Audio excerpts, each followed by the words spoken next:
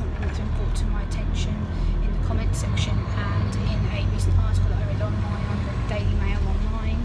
And I feel as an autistic woman, this is a important topic to discuss as self-diagnosis. To me, I don't think it's a good or suitable idea, because for a lot of people they do self-identify as autistic, that's fine, but I think that you do need to actually get a medical or psychiatric assessment, because that does determine whether you fall on the spectrum, whether it's autism, ADHD, OCD, mental health disorders. You have to be really, really careful when it comes to self-labelling, self-diagnosing, because it might not be accurate. You may misdiagnose someone with something that's not accurate, or actually may do further damage to their health or to their mental health status.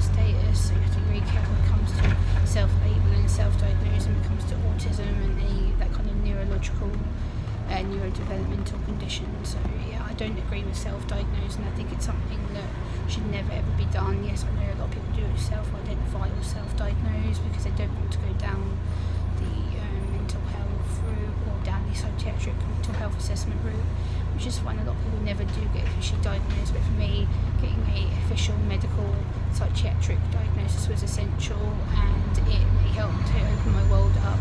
It helped me to understand who I was, who I am, and why I act the way I do, why I communicate the way that I do. I think it's important that you hear each other's experiences and you listen to the person who is suspected of being autistic or may be autistic.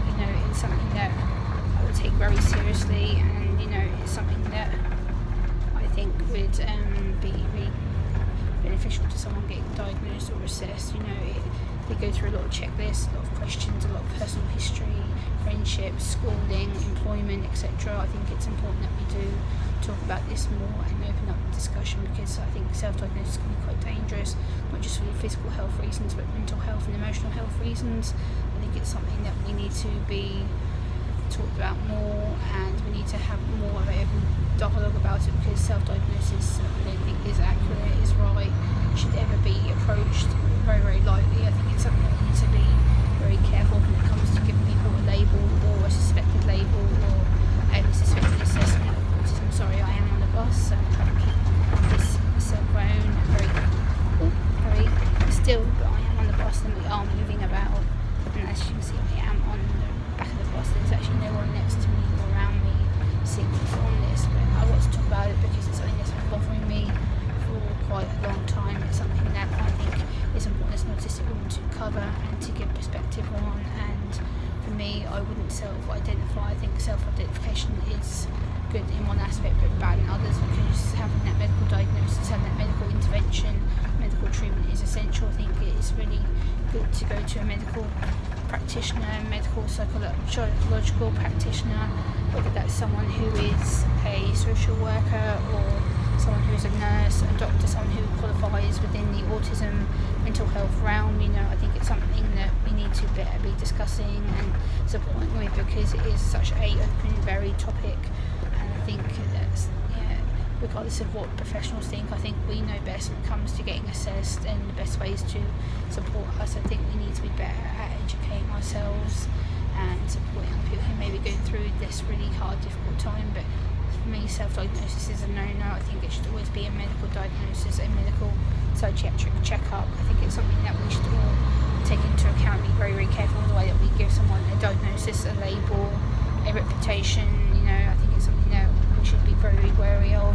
And unless you're a medic, I wouldn't give out judgment. I'm very careful what I say online to people, even though they do ask me questions about, do you think I present this way, or do you think I act this way? I think it's really crucial that we are very, very careful with the way that we say things to people, and the way that we come across with our judgments or our suggestions. We have to make sure that they are our own personal perspective. Everything that I speak about on my channel is from my own personal perspective, and the way that I feel, the way that I think, the way that I communicate. So I never, ever, ever, I would never, ever give out medical advice or even attempt to.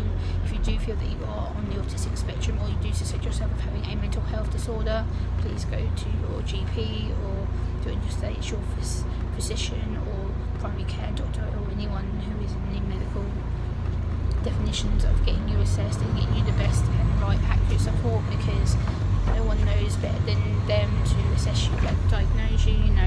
It is something that's very hard to discuss, and very hard topic to come across with. And I think self-identity and self-diagnosis are two different areas. Self-identity is how you identify with being autistic, or potentially on the autism spectrum, also suspect yourself of having a mental health disorder. As self-diagnosing with autism, self-diagnosing with mental health disorder is completely different, because again, it comes across from your own personality and your own self-identification of symptoms, triad of symptoms, behaviours, rituals, OCD and compulsive behaviours, and emotions. Emotions is a big wary one on the autism spectrum. It is a lot based on emotions and communication. I think that's something that not a lot of people tend to understand or figure out, but I do feel that self-diagnosis is never the answer. I think you should always go down the medical professional route.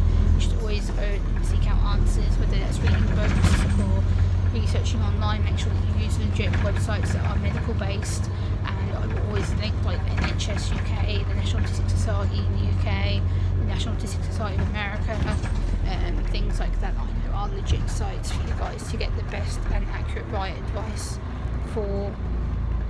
But yeah, I just wanted to talk about this and give you a bus ride as well, obviously. So yeah, this is my kind of perspective, what I feel, what self-diagnosis is and what it isn't.